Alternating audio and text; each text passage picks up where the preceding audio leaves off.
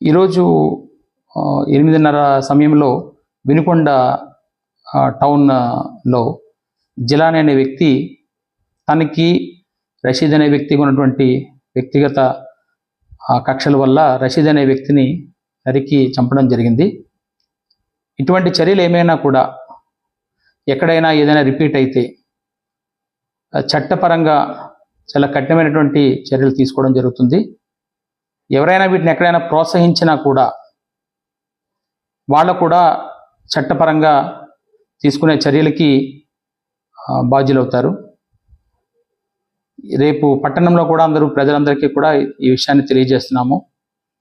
అందరూ సంయమనం పాటించాలి. ఎటువంటి నేర చరిత్ర ఇకపై కనబడినా కూడా అది ఉపేక్షించడం జరగదు. దీన్ని గమనించమని పోలీస్ నుంచి ఒక హెచ్చరిక అయితే ఖచ్చితంగా చేస్తున్నాము. దీన్ని ఖచ్చితంగా గమనించాల్సిన అవసరం కూడా అందరికీ ఉందని కూడా తెలియజేస్తున్నాం. 144 సెక్షన్ కూడా అది అమల్లోకి తీసుకుంటున్నాం. అక్కడ ఎవరు ఎటువంటి శాంతి భద్రతల విఘాతం కలిగించినా కూడా కఠినమైనటువంటి చర్యలు తీసుకుంటాం.